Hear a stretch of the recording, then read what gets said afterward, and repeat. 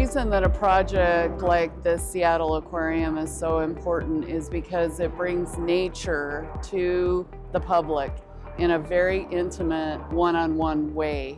When we started working on the project, there was a viaduct here, a two-story double-decker highway that was on the site of where this aquarium is right now. When they decided to put the aquarium there, we really knew it was a statement of values for the city, that they were putting a conservation organization and allowing the aquarium to expand right at the heart of the Central Waterfront project. Standing on the rooftop of the aquarium, it's seamlessly connected to a project called the Overlook Walk, which is a city project that connects Pike Place Market down to our new waterfront. It's been very transformational for our city. The first challenge we really hit during construction was in the foundation work.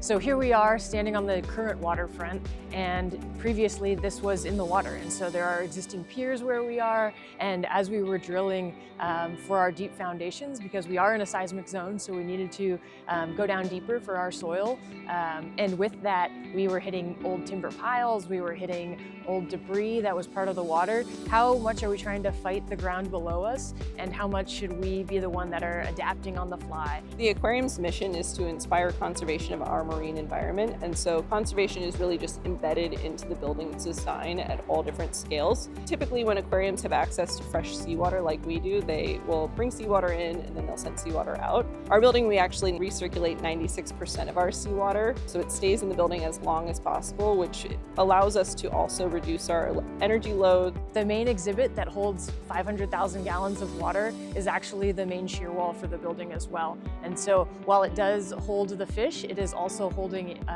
the building up in a large seismic event. Being from Seattle, working for Seattle Public Utilities, this has been a really great project and enhancement to our city. What has happened really over, I would say, probably the past 2 decades is a mindset of these projects are all about the people they serve. The shape of the building starts to take on the shape of the bluffs of the Washington coast.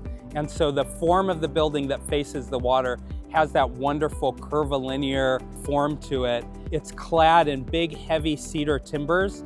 Cedar is a really important material to the Coast Salish tribes. Then when we sourced the cedar, we made sure to purchase the timber from tribal lands, trying to bring that economic benefit back to the tribes. A true community is a mixture of people at all different stages of life, people with all different kinds of interests.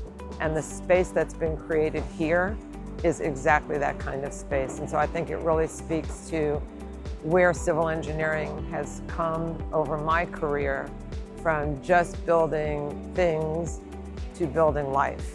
We're known for water and roads and bridges, but we're also part of the brain trusts that build amazing structures like this.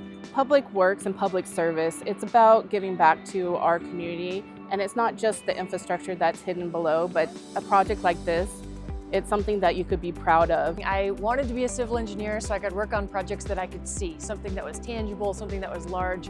And in my mind, I was thinking heavy infrastructure projects that are critically important to society. I never envisioned that it would be buildings or aquariums. I didn't know this was a part of civil engineering. And so to be a structural engineer, to work on this project, has allowed me to see the power of engineering and the power of what we're doing so that we can provide fun experiences for the public.